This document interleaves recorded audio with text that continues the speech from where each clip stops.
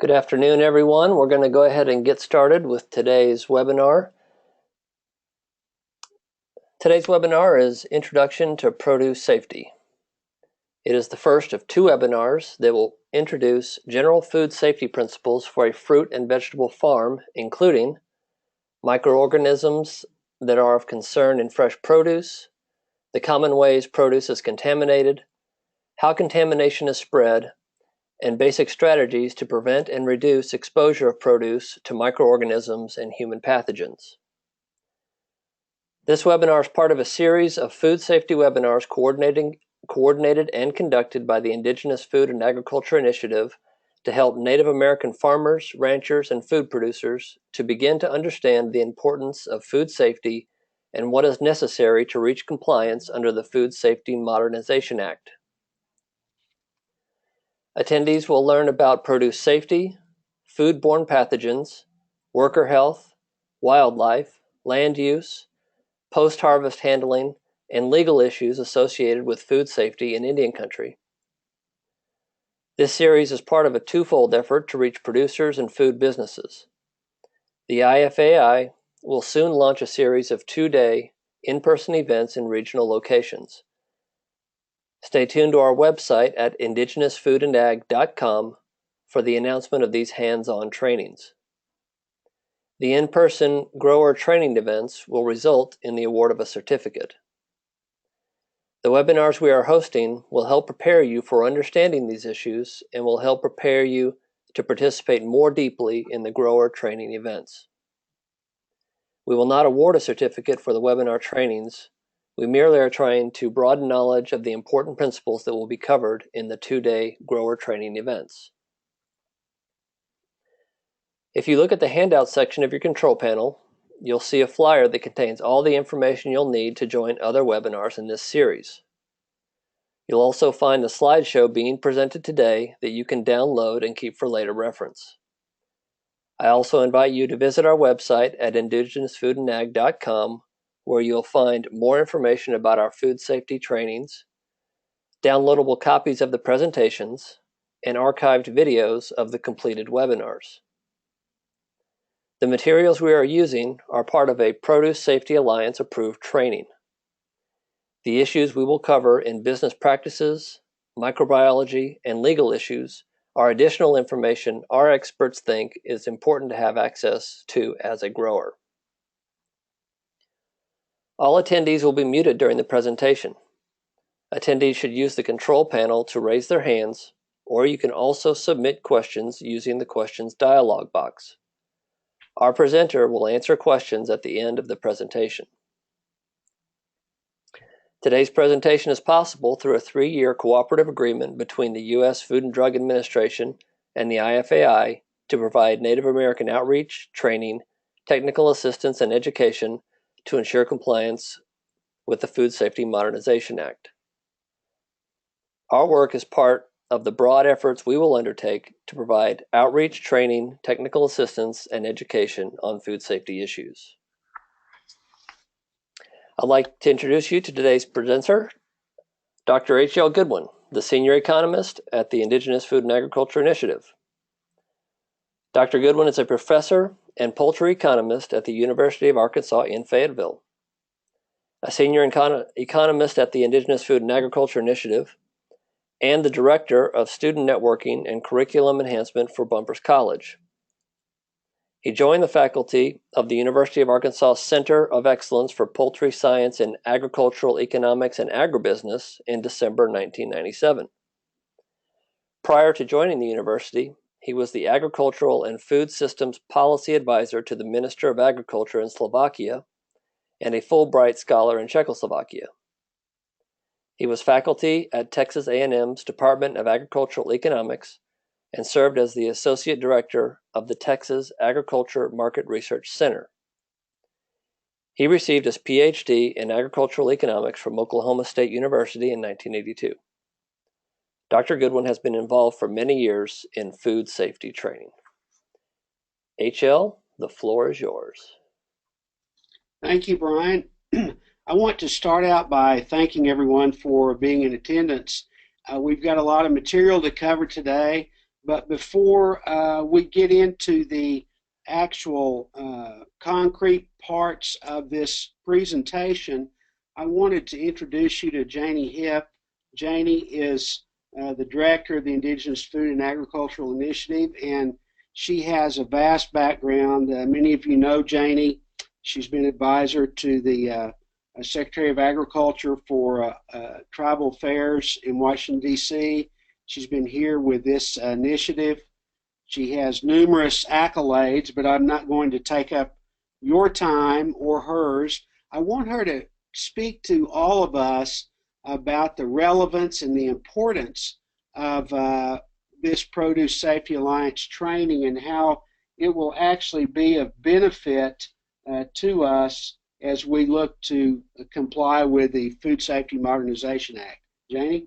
Thanks, HL. And I'm just going to say a few words here right at the beginning, and then I'm going to turn you back over to HL, who is going to hopefully walk you through some very intense information, but it's all so important and so relevant to what we're trying to get done now. As many of you know, and I don't have to tell you, there's just a lot of activity going on in Indian country right now around healthier food access. Central to that is this whole idea of food sovereignty and how we can actually feed ourselves closer to home and feed ourselves healthier food and get ourselves really dug in on food production as a central and important part of sustaining our communities. That's sort of a big ticket to think about, but at the end of the day, this piece of the puzzle, which is about food safety, is extremely important, particularly if we're putting food into markets that are outside of our communities. There, it for sure is centrally important to accessing and keeping those markets, no matter whether you're at a big retail food chain or just at a regional grocery store or even at a farmer's market that's off reservation. But it's also important to maintain the food safety of the foods that we grow at home that stay within our community. But Food Safety Modernization Act is literally the federal government's latest big act that was passed several years back, took several years to actually write the regulations that implement the act. But it is the important federal law that has to do with food safety at this point in time. And it's been a broad national effort, actually international at some junctures, to really build this curriculum and get it to this point. We are very thankful for our friends at the Produce Safety Alliance. This is an important piece of material and training that is just so critical. And we're also very thankful to FDA for really entrusting in us this important role that we're going to play with you over the next several years of really broadening the knowledge of the Food Safety Modernization Act, how it affects what we do in terms of growing food. And that's why you're going to see today we're launching these first webinars. We're going to follow those with in-person trainings. We're literally going to spend many, many months ahead of us making sure that these principles are known among our communities, and that tribes and tribal food producers and tribal food businesses are very well aware of these and ready to really embrace how we're going to come to terms with complying with these as we move forward. And so with that, I'm just going to turn it back over to HL. There's a lot of information to cover. As always, he and I and Brian and the rest of our team here at the initiative are at your disposal. You can reach us on our website, or you can drop Brian a note or me a note or HL a note and ask us any kind of pointed question that you might need to ask us regarding any of these sections. But also when we're kind of out and about and in your communities or in the regions where you are, then be sure and try to put one of the grower trainings on your schedule. So HL, it's all yours. Thank you, Janie. Brian, if we'll go to the first slide. So this is set up in 7 modules, the Produce Safety Alliance curriculum. Just a bit more about how the curriculum was developed. It was developed by a group of professionals that included scientists, horticulturalists, produce marketers, and food safety specialists, and microbiologists, the whole gamut. And so what this is it's an effort to put together training that will allow growers to comply with the produce safety rule, and I'll get to that just in a little bit. But Cornell headed this up. They were one of the lead institutions nationally on what's called GAP certification, Good Agricultural Practices. They had a lot of expertise already in-house, and they were a rational choice to be the lead on this. All materials are produced by Cornell University and copyrighted by them, and we order all materials that are done nationwide under this initiative, under our initiative or under the other 5 centers, one in the Northeast at Vermont, one in the North Central at Iowa State, one in the South at University of Florida, and one in the Northwest, or the Western region at Oregon State. Then there's ours for Native American tribal outreach and education, and then there's one for local foods that's headed up by the National Farmers Union. But all these materials are provided by the Produce Safety Alliance, and they've been developed by this panel over about a 2.5-year period. Okay, Brian. So what do we hope to do in this first of 7 modules? And here are our learning objectives. They're pretty self-explanatory. We want to develop an understanding of produce safety on your produce farm.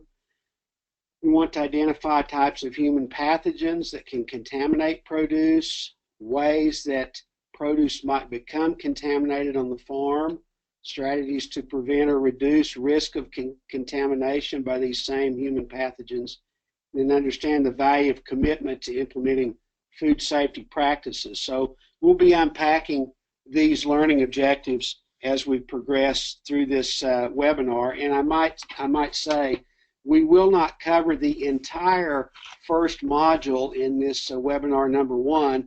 We've broken it into 2 pieces because some of it gets very involved, and we'll be plotting through it a little bit at a time.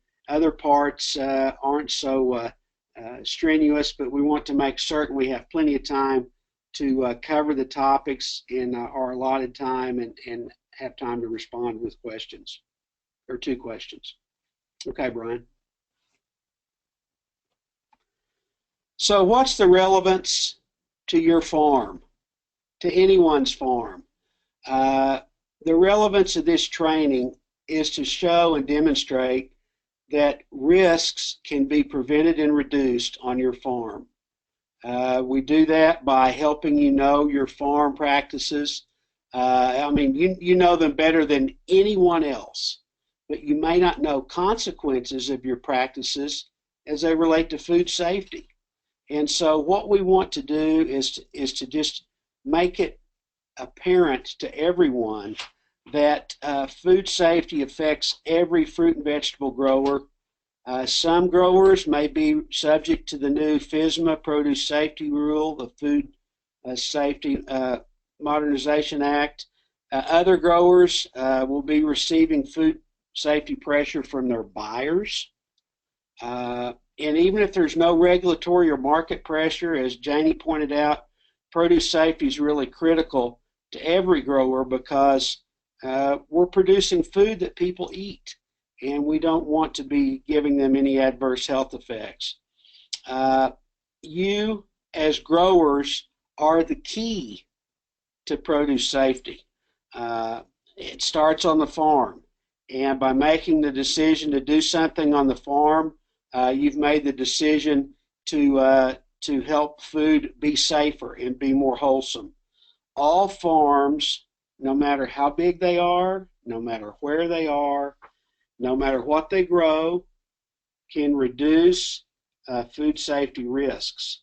So that's one of some of the things we want to point out. All the growers know their farm best. They know their production practices.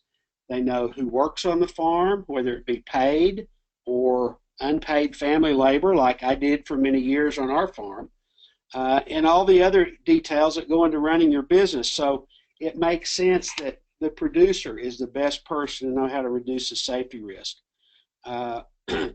Those that make major decisions for the farm and know day-to-day farm activities need to be involved in assessing food safety risk and in developing that farm food safety plan. And by the way, Module 7 is developing a farm food safety plan.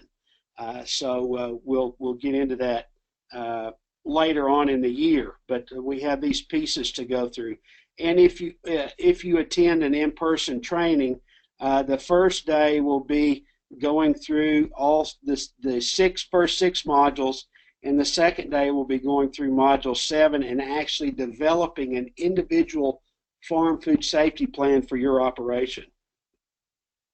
Any actions that you may take to reduce food safety risk not only impact the financial viability of your farm, but also the health and safety of the people who consume the produce.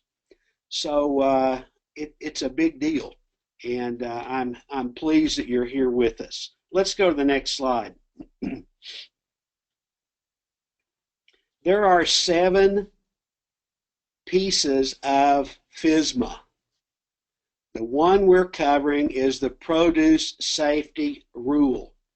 It is focused on prevention of food safety issues at the grower level. You see the other pieces here: preventative controls for human food. If you are a packer or a shipper or an aggregator of produce, you are probably covered by what's called the FSPCA, preventative controls for human food. There's preventative controls for animal food. Those of you who feed livestock or who grow feed to be or food to be given to livestock, grains, soybeans, etc., are subject to preventative controls for animal food. And then in the event that you have a foreign supplier, or you want to get a third-party auditor, or you're transporting food, or you're dealing with some other kind of intentional contamination or adulteration, those are other separate pieces of this. But this FISMA was signed into law about 6 years ago, January 4th of 2011, and it's the most sweeping reform of the food system in 70 years. And it's to, again, to focus on prevention of food safety challenges in our food system. Okay, Brian.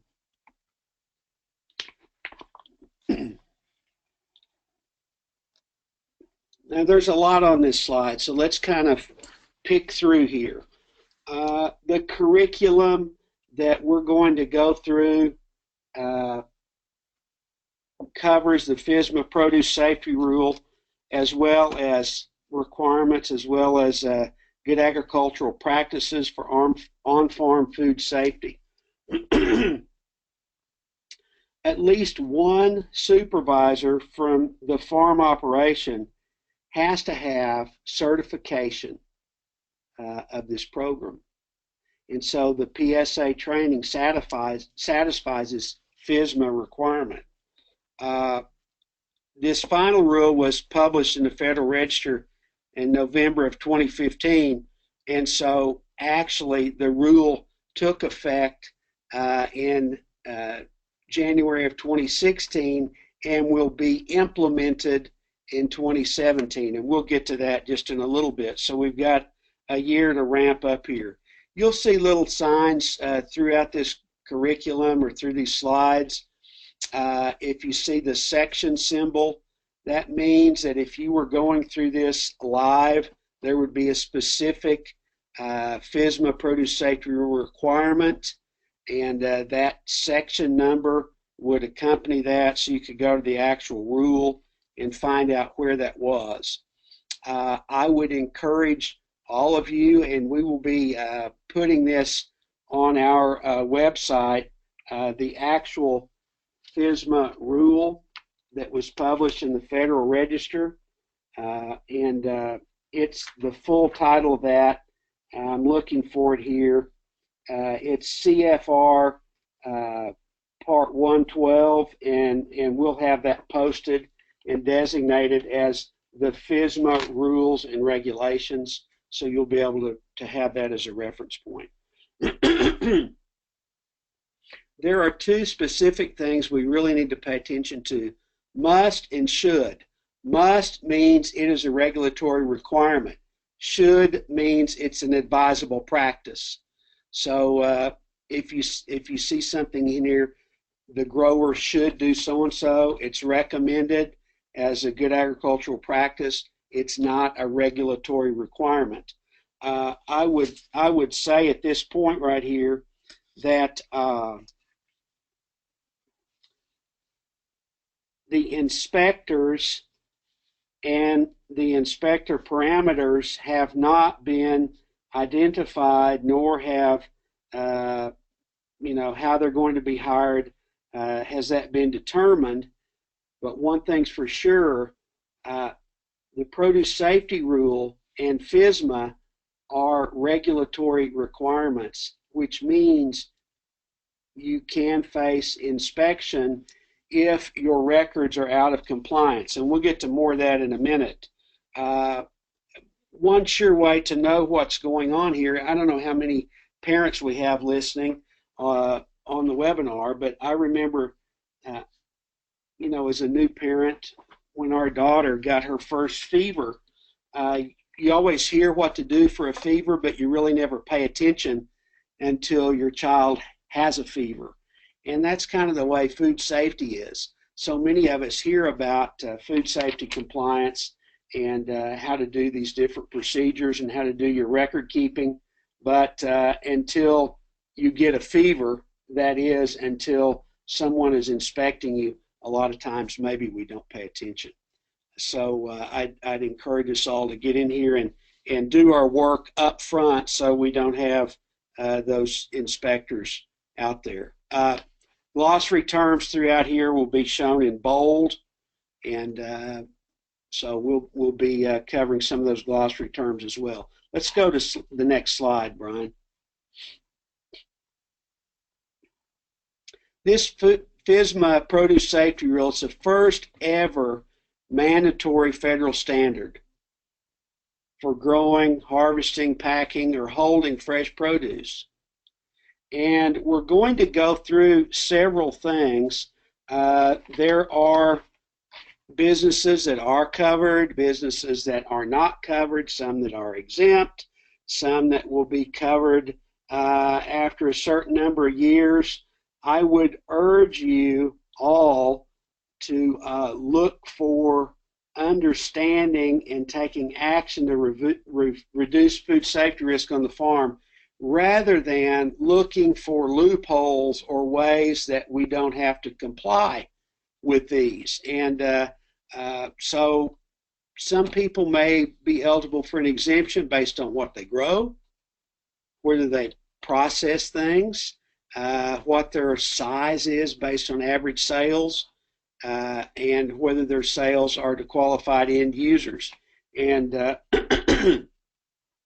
let me just say that there are produce that has been determined exempt, commodities grown that are rarely consumed raw, like dry beans, asparagus, potatoes, garden beets, sugar beets, sour cherries, chickpeas, collards, sweet corn. There's a whole list of stuff.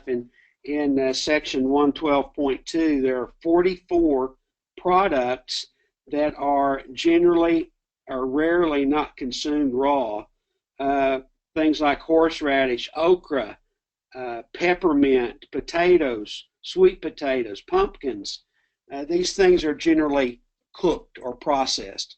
So therefore, if there was a pathogen, it would be processed and include so-called kill step, which is what the second bullet refers to.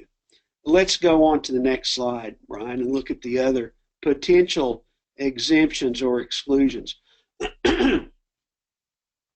This chart shows the years from the effective date that a business has to comply with the produce safety rule.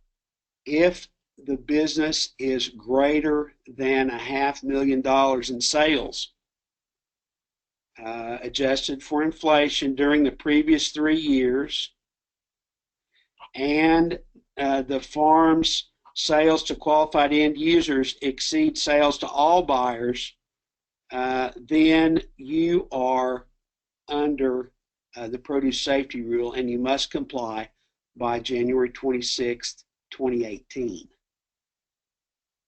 If you are a small business with $250,000 to $500,000 annual sales, you have 3 years to comply. If you're a very small business between $25,000 and $250,000, you have 4 years to meet compliance. Now, this implies that if you're under $25,000, you don't have to comply. But I would just again urge everyone that is in the produce growing business to consider the fact that we're raising food and we want to do it as wholesomely as possible. And so this produce safety rule is dealing with limiting of human pathogens on produce. And the reason they did this phase in, it allows growers of different sizes and different means and different expertise levels to come into compliance in a reasonable amount of time without just hammering them and making everybody comply too quickly before they can actually ramp up their business. Okay, Brian, let's go to the next slide. So you might be saying, well, what's the big deal with produce? Isn't food safety a meat problem? You know, we hear about people getting E. coli or salmonella or campylobacter, listeria from hot dogs or whatever. What's up with produce? Let's look at this chart here. These are outbreaks associated with various kinds of produce. And these are items that have been implicated in foodborne illness outbreaks where the source of the outbreak likely occurred prior to retail or consumer preparation. In other words, the source of the outbreak was before it got to the store or in someone's kitchen. So you can get any kind of contamination to any produce commodity. So preventing contamination is critical to all kinds of produce. So this pie chart notes these serious things. I will point out one outbreak of cyclospora associated with raspberries accounts for 1,012 illnesses. And we don't have any information on hospitalizations or deaths. So that berries with the asterisk there represents that. The two asterisks, which are multiple, there were 2 outbreaks in 2004 associated with mesclun lettuce or basil. Mesclun lettuce is simply the spring blend or the mixed greens that you get, and those are eaten fresh. There have been outbreaks in the other category there. Let me tell you a little bit about those. With celery, hazelnuts, hot peppers, pine nuts, pistachios, snow peas, and squash. And I know that earlier we said squash was generally not eaten raw, but most summer squash that's frequently eaten raw. Yellow squash or zucchini in salads, that happens a lot. There was one single salmonella outbreak with hot peppers that accounted for 1,500 illnesses, 308 hospitalizations, and 2 deaths. So some of these things are very, very, important and very large in scope. We see sprouts, 25% of all the outbreaks were from sprouts, another 25% from leafy greens, melons, cantaloupe, and honeydew, tomatoes. Many of you may remember on the melon outbreak that they had, the cantaloupe outbreak in Colorado of foodborne illness, and it was quite serious. So this is just a backdrop to give you an idea of the kinds of things that can happen in produce. And so now we're going to peel back a little bit and look at microorganisms. We've been talking about human pathogens. Let's talk about, in broad terms, what microorganisms are of concern in fresh produce. We have bacteria, typically Salmonella, toxigenic E. coli, Shigella, and Listeria monocytogenes are the typical ones. Viruses, novovirus and hepatitis, and parasites, Giardia, Cryptosporidium parvum, Cyclospora, and also Toxoplasma gondii. So these are parasites that are problematic. So we have to have an understanding of this and know that the biggest food safety hazards in fresh produce are from pathogens. It's not from pesticide residues or sprays or anything like that. It's from pathogens, human pathogens capable of causing disease or illness in humans. And we just covered the 3 primary ones. And what we're going to look at next are some details on what kinds of foodborne illnesses result from these microorganisms in fresh produce.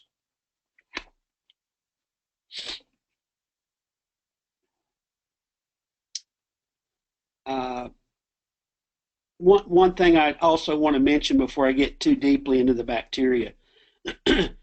Chemical food safety risks. People always think about chemicals and pesticide residue and poisons and this kind of a thing. It's a much, much rarer phenomenon. The people who do applications of pesticides are licensed. So chemical food safety hazards are much less common and result in very few serious illnesses, as are physical food safety risk, choking hazards, things that would cause a chipped tooth.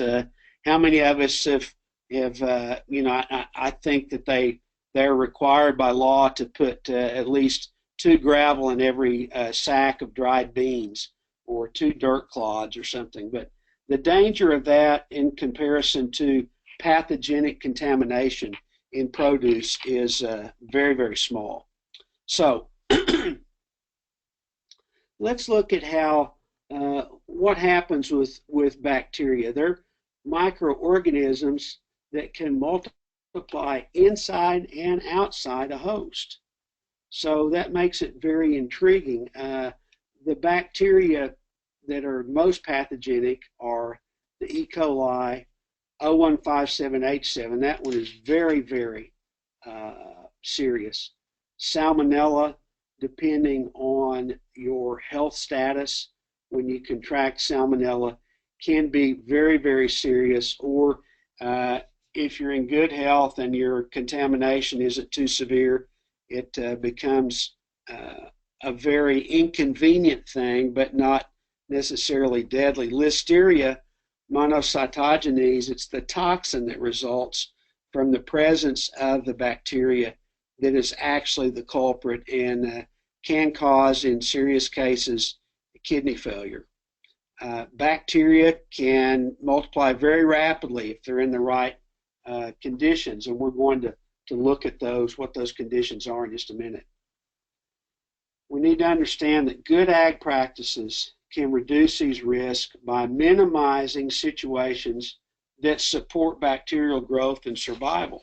And so that's what we're going to look at here, is how do we minimize the survival of bacteria. Viruses is another one that we looked at. Contamination is most often linked to ill workers. Ill workers can be a real problem in this. Brian, did we have a slide that was missed or that skipped over? We have one on conditions for bacterial growth. I wanted to go through those. If we can't find that, if you can just go back one slide before, and I'll just talk about this. We mentioned there the right conditions for bacterial growth. There is an acronym called FAT-TOM, and FAT-TOM stands for food, acid, time, temperature, oxygen, and moisture. So let me just give you a few little facts here. Food, if there are sufficient nutrients to promote growth of bacteria, you will have bacterial multiplication, and this can be controlled by proper sanitation. And we'll talk about the difference between cleaning and sanitation a little bit later. We also have the acidity. Many of you are familiar with the pH scale. Most pathogens thrive at pH of 6.5 to 7.5. In other words, right around the neutral range. But many can grow at slightly acidic conditions with pH as low as 4.5. So acidity is a very key determinant. Time, that's the first T in FAT-TOM. To reduce risk, we have to use cooling and move produce quickly out of the field to a covered location. If you can protect and get in a cool temperature as quickly as possible, this reduces the temperature conducive for rapid growing, and also cleaning frequently to prevent buildup of bacteria. Temperature is interesting. Most of these bacteria grow best between 41 degrees and 135 degrees. Most of them grow best at over 70, but 41 degrees is considered the threshold for multiplication of salmonella.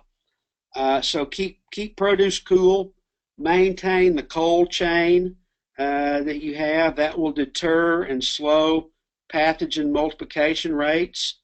Some pathogens like Listeria can multiply in cooler temperatures.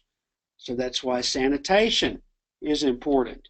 And keeping the produce at these proper temperatures will reduce those risks. Oxygen, a lot of pathogens require oxygen. An exception is Clostridium botulinum. That's where we get botulism. And I remember when I was a kid, my grandmother taking me to the grocery store and telling me, make sure you never buy vegetables that are in a dented can because you could get botulism from it. I'm not sure how accurate that was, but at any rate, I always, and even to this day, refuse to buy dented cans when I go to buy canned food.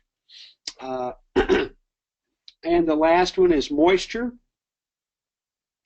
Moisture has to be present for pathogen growth.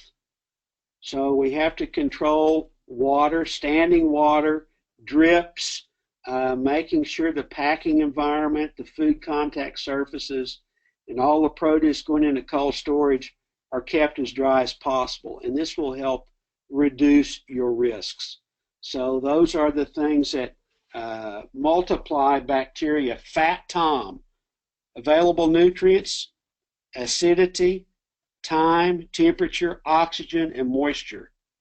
So remember FAT-TOM and think about it when you're harvesting your crop and getting them into storage. Okay, Brian, let's go back to viruses.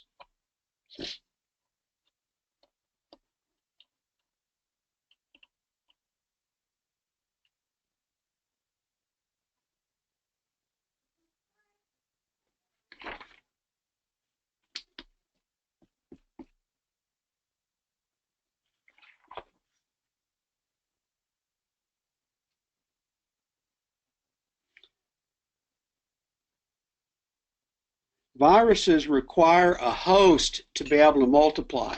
That means they have to be inside a living organism to be able to multiply. And they're typically spread by food handlers or people that are handling the produce that have not properly washed their hands.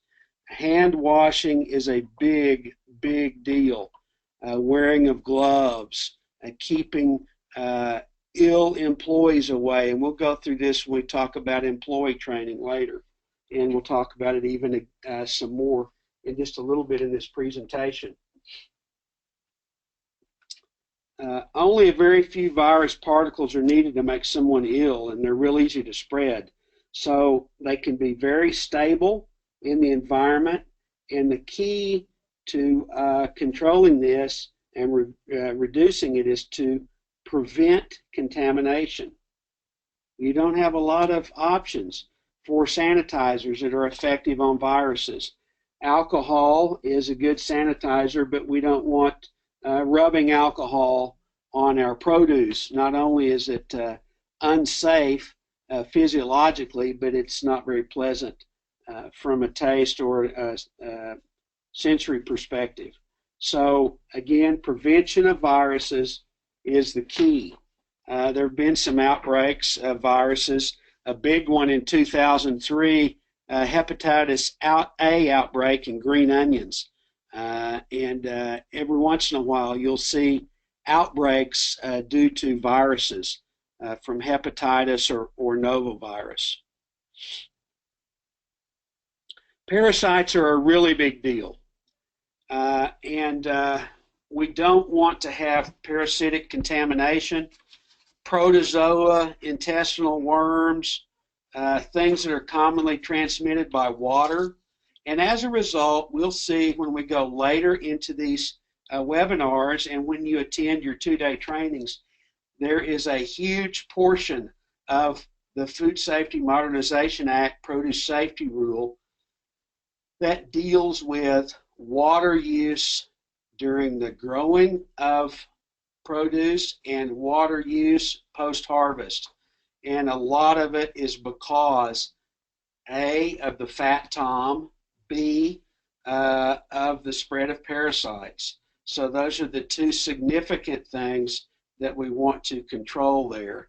There's some real nasties on these parasites. And this brings up another point. We will learn later on when we look at potential contamination by domestic and wild animals,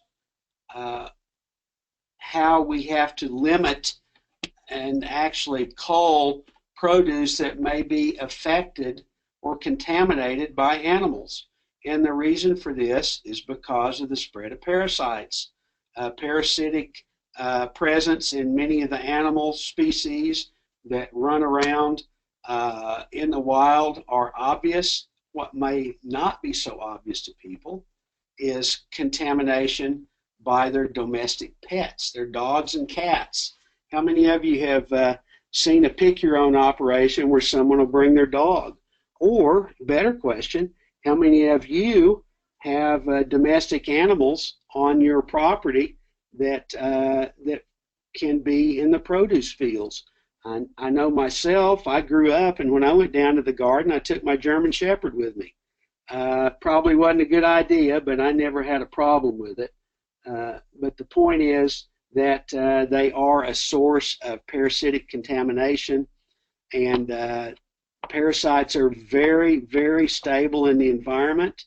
Many times chemical sanitizers will not kill them, and they can survive in your body for a long, long time before there are any signs of illnesses. So a lot of times they're very difficult to diagnose, and you can have symptoms that come and go. So it can be really problematic, and I would encourage you to pay particularly attention and take quite seriously parasites. Okay, let's go to the next slide. Here are some health impacts by pathogen type. Two key points here: the number of outbreaks caused by each type of pathogen and the impact they have on health of the individuals that become ill. If you look there, 148 of the 173 total outbreaks linked to pathogens in produce were bacterial.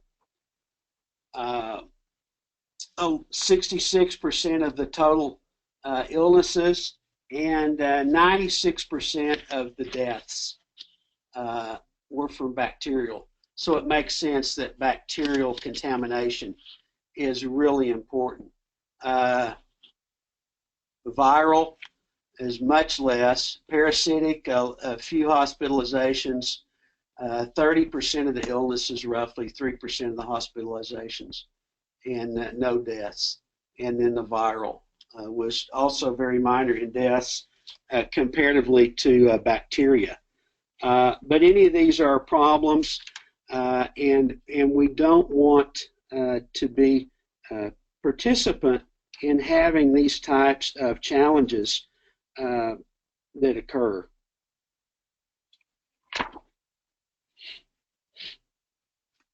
Let's go to the next slide, Brian, and then then I want to take a pause for a couple of minutes, let people have perhaps some questions. If you can take questions for a couple of minutes, and then I'll spend some time perhaps answering those, and then we'll commence once again. Let's look at produce safety challenges. Fresh produce, the big challenge with that is it's often consumed raw.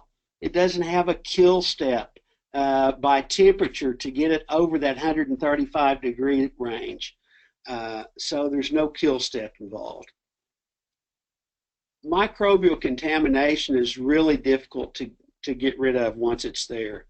You can have natural openings, scars, bruises, cuts, rough surfaces, folds, all kinds of places that these little microscopic excuse me, microscopic pathogens can hide, and it really becomes problematic in trying to deal with that. Contamination really is sporadic. It's not a constant thing that you see, and they can multiply on the surface of the fruits if the conditions are right. That was the problem with the cantaloupes. There were some breaks in the skin of the cantaloupe. They had common washing vats, and so this contamination spread and multiplied, and it became quite a problem. Berries are notorious for this, as are leafy greens and green onions. So, Brian, I'm going to take a break here for just a minute. We'll get some questions in, perhaps, and I'm going to go get some a drink and get my voice back in shape. If we can have a few questions come in, and then we'll resume. All right, that sounds good. I'll just take this time to remind everyone on the webinar that if you'd like to ask HL a question, there's a couple ways that you can do it. You can either raise your hand, or if you navigate over to your control panel, you'll see a section there that says questions, and you can just type a question into the dialog box there, and when you do that, it will send me the question, and then I can pose the question to everyone on the call, and HL will answer the question. I'd also like to remind you that information about the rest of the webinars in this series is on a flyer that you can find in your handout section. And so if you just grab that and drag it to your desktop, you'll have that flyer. Also, the slides that you're seeing that you have seen today, and also slides that will be in the next presentation are available there. It's called Introduction to Produce Safety. You can just grab that and drag that to your desktop, and you can just keep that for reference for however long you like. I'd also encourage everyone to visit our website, indigenousfoodandag.com. And if you go up to our menu under trainings, you'll see food safety in the drop-down menu. If you go to that page, you'll see everything that we're doing when it comes to our food safety trainings. And so all of these webinars will be listed.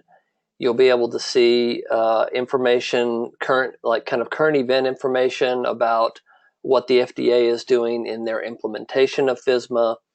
You'll be able to see the full text of the Food Safety Modernization Act as it was passed by Congress.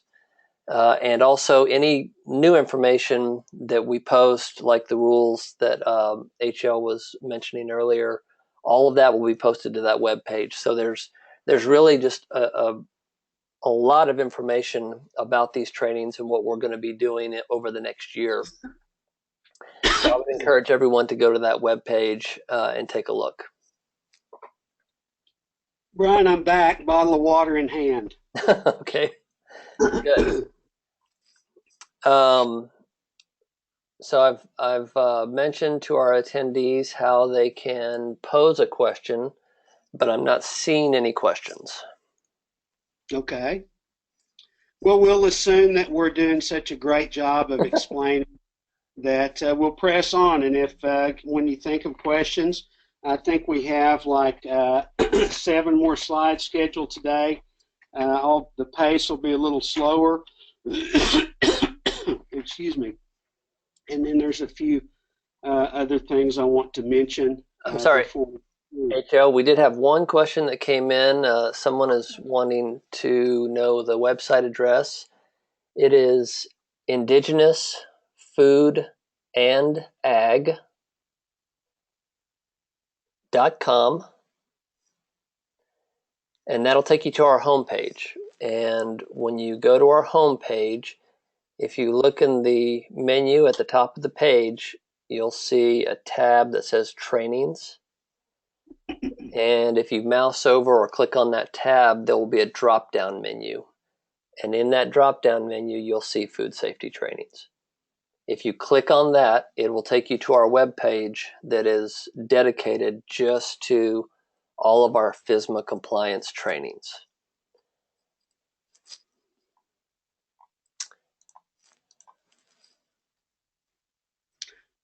Brian, one thing I want to mention while I'm thinking about it, and you're talking about resource materials, we are in the process of building as complete a library as possible on resource materials, many of which will be in, will cover forms that will be necessary for you to fill out to demonstrate that you have complied.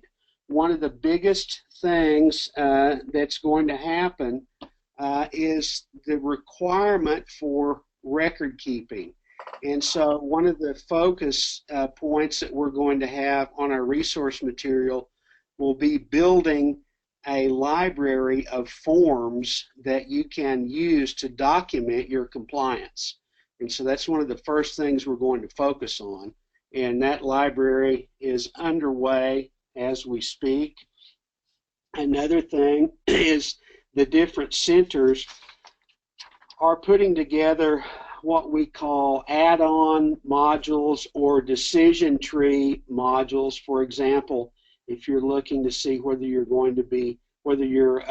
subject to the Produce Safety Rule or to the Food Safety Prevention Control Act for human food or animal feed, there we are developing decision trees that will lead you through a Q&A, yes, no, to help you determine some of those things. So there's going to be a vast library of information that will assist you, and these should be up by May 1. I want to put as many of them as we can on at one time, so that so that we'll have, as we complete sections, we want to get those put on there. So by the time we have our first in-person training, I want these to be on there. So that's my goal. We'll see if we make it, but I know we'll have at least partial library built by then. All right, we did have one other question real quickly just about the handouts. I don't think that you can open the handout directly by clicking on it while it's in your control panel. And so if you grab it and actually drag it to your desktop so that it saves to your computer, you should be able to open it from there.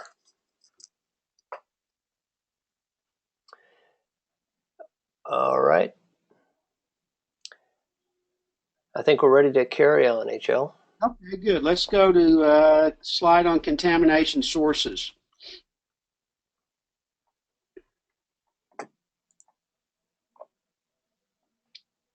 Here are the contamination sources. You see produce there in the middle. What are the contamination sources? Well, there's your soil, there's your water, animals and humans, and then your building equipment and tools. This seems, pretty obvious, but a lot of times we forget and we don't even think that our soil or our water can be a contaminant, or, for example, that someone working in the fields to harvest or cultivate that may be chewing tobacco is a food safety risk. Under the produce safety rule, and we'll get to this in worker safety, but I just wanted to mention something people don't think about. No one in contact with the produce can be using tobacco.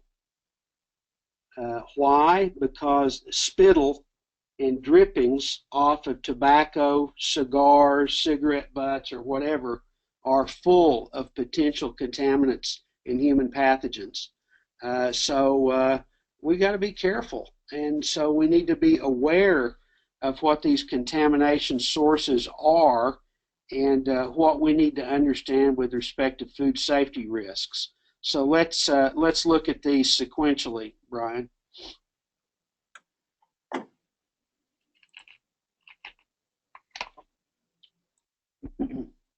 Humans. You spread pathogens onto produce because you're in contact with the food. I just printed off something today. 12 food safety tips to minimize microbial contamination. And the first one is wash your hands with good technique. Hand washing is huge. Toilet facilities are mandatory. You cannot have sick people working. Injuries that result in any kind of blood or bodily fluids, that produce has to be disposed of and the entire area cleaned. So there are these 12 things here. Wear the right clothing, use the right tools and equipment, secure your supplies, clean and store all tools and equipment properly, keep things off the floor. The floor is always contaminated. There's no such thing as a clean floor. Keep your functions separated. Keep your getting clean operations separate from your keeping clean operations. And the last one, wash your hands again. I know that sounds crazy, but hand washing, I cringe every Sunday when I'm in church when the pastor wants us to greet everybody and it's flu season. And I'm wondering how many hundreds of people are going to contract flu from shaking each other's hands. Hands are the contact point for human pathogens. So, again, we have an entire section on worker training that will cover that topic.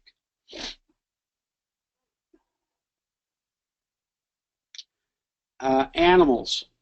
But by the way, before I forget, toilets are so important. There must be portable toilets in access, and the produce safety rule gives us requirements as we go through, and we'll cover that in worker training.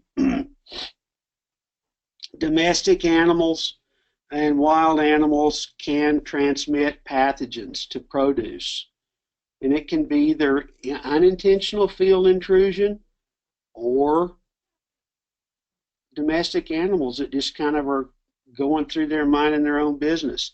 Any of you that are in areas with a lot of deer, antelope, coyotes, feral hogs, these things are large sources of contamination for produce. And not only do they contaminate it by their presence there, but they also contaminate the water sources that might be used for produce production, particularly if you're irrigating out of surface water.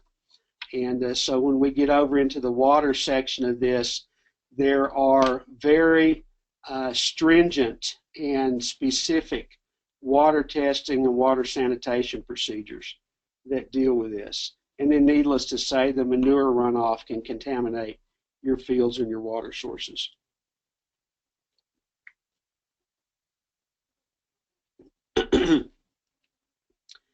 So, since we just talked about that, let's talk some more about water. Production water, your irrigation, your crop sprays, anyone that has orchard production, you know how crucial it is to spray for frost protection. Post-harvest water, whether it's used for fluming like in apples or cranberries or cherries or anything like that, cooling, washing, cleaning, and then unexpected events like flooding and runoff. Something we may not think about and we hope never happens, but I think it's pretty clear to see that flooding and runoff events would be very hazardous as far as spreading contamination to produce. So water is a big deal, and again, Module 5, there's an entire module on agricultural water, and there's another module on post-harvest. So we'll cover water in great depth.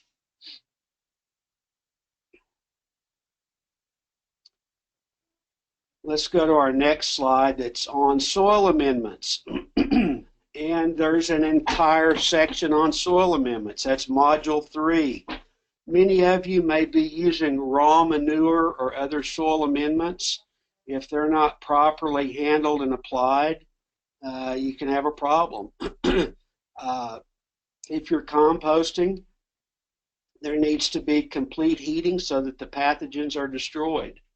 It needs to get up to a certain temperature.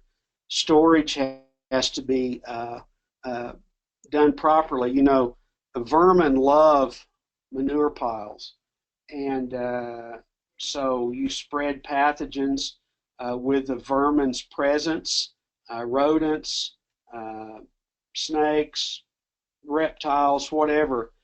And so this produce, or this, the compost must reach these kill temperatures before it can be put on the produce.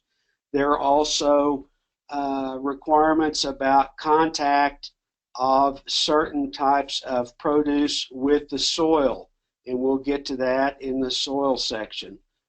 Certain types of tomatoes that are vining on the ground have different requirements than bush or staked tomatoes. So there's a lot of things that are involved here with soil amendments. So let's look at surfaces, equipments, tools, and buildings. Anything that contacts produce can harbor pathogens. We often don't think about cross-contamination on food contact surfaces, sorting tables, tools, different things, different kinds of equipment. And so the best way to reduce these risks is to keep all food contact surfaces clean and sanitized. And the next slide we'll get to in a minute talks about the difference between cleaning and sanitizing. They're two very different activities. Dedicated tools to any certain task will reduce risk, separate set of tools for different jobs, such as for cleaning food contact surfaces or cleaning bathrooms, have different brushes for cleaning. It's just good practice. Debris, trash, standing water can all pose risks. So we've got to be very, very careful, particularly in packing houses and places where there's storage. And another thing that we need to remember is pests can be harbored in these areas. So you'll need a pest control plan, and we'll look at that in the post-harvest module later on. I believe that's module 6. Okay, Brian, let's go to the next slide.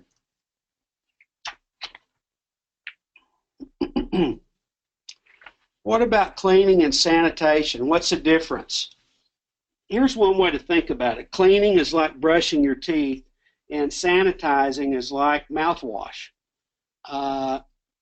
And so why is that a big deal? It's a big deal because there's this little business that forms called a biofilm. So one thing to remember, and it's in red there, you cannot sanitize a dirty surface. It must be cleaned first. Here's an example of a biofilm. How many of you have ever in your bathroom, lavatory,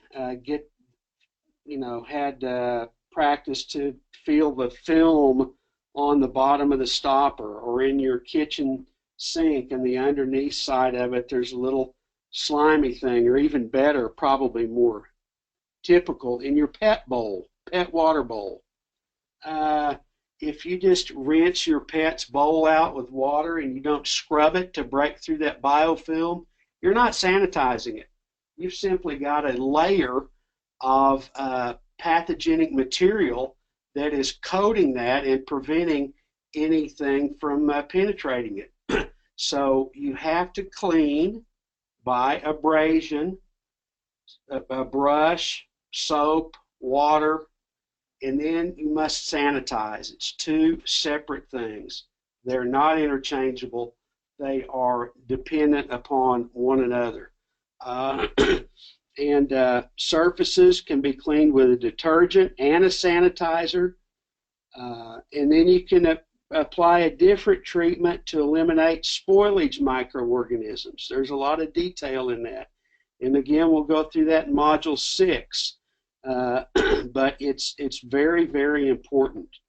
And in the FISMA produce safety rule, sanitizing means you adequately treat clean surfaces by a process that's effective in destroying the cells of microorganisms of public health significance, like Salmonella, E. coli, Clostridium, Listeria, etc., and substantially reducing the number of other undesirable organisms without adversely affecting the product or its safety for the consumer. Obviously, you don't want to sanitize with something that would ruin the product or cause a danger to the consumer.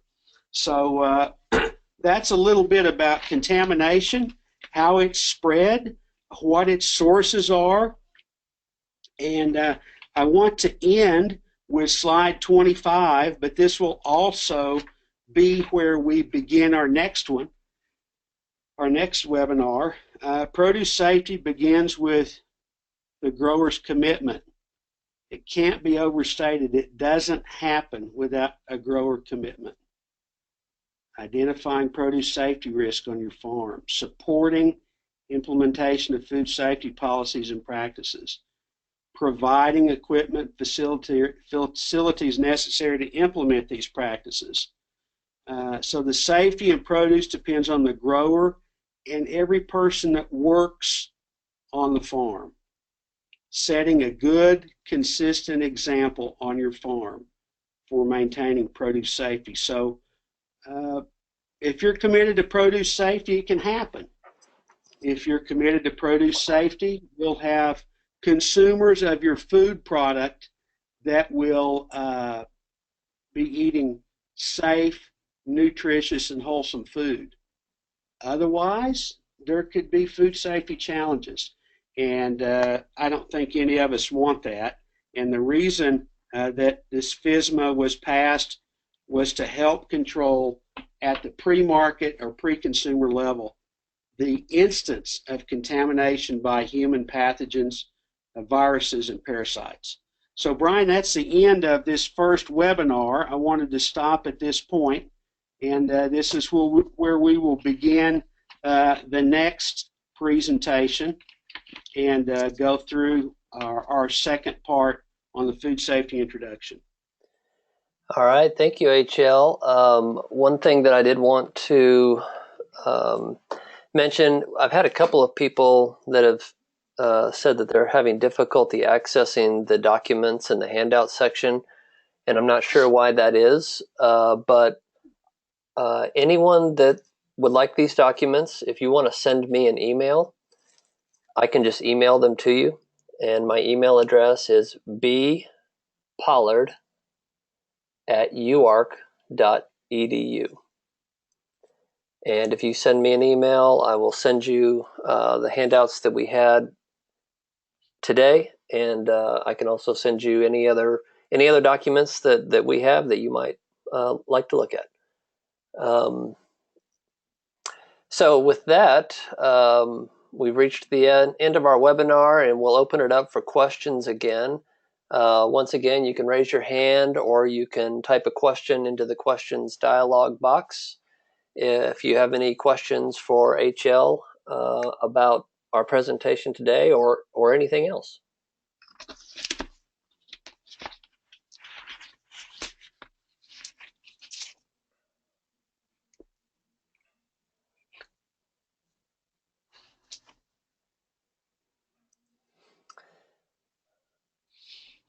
Okay, let's see. We have a question that came in, HL. It's what do you use to sanitize? There is a whole list of approved sanitizers, and let me flip over and see if I can find some of those. But again, I'll mention this module 6 will deal with the sanitation. You cannot use household bleach. I will tell you that. I know that. So do not use household bleach, particularly in produce. One of the things that's very important, I'll just say this in sanitizing, and I think I've found maybe a list of what we can use. Well, not really. We may have to post that, Brian. Okay. But one of the things that is very important is to have established what's called a clean break. Let me explain that. If you are handling a series of product, you want to establish a clean break where you stop your handling, where you have a cleanup period, and you actually clean your facilities and so forth and document that. Why is that? Because if there's a recall at some point, let's say you have a recall in the 15th day of your operation, and you've been running 15 days with no clean break, guess how many days of product you have to recall? All 15 days. So you want to schedule clean breaks so that if a recall or if there's a violation that occurs, you do not have to recoup everything and recall everything that you've produced. You can just recall whatever's been produced since that clean break. I don't find this list, Brian. I'm going to make a note, Okay. and we'll post a list of sanitizers. All right. And also, anyone that has a question, or maybe a question occurs to you after our presentation is over, feel free to email myself, or you can email HL, and we'll find those answers and get them back to you. And HL's email address is hlgood@uark.edu.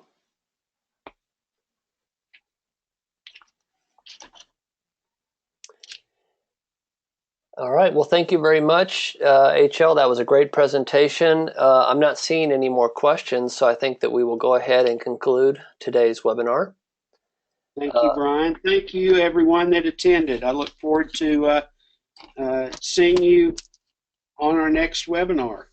Yeah, that'll be on March 8th. And everyone look for an email reminder about that webinar.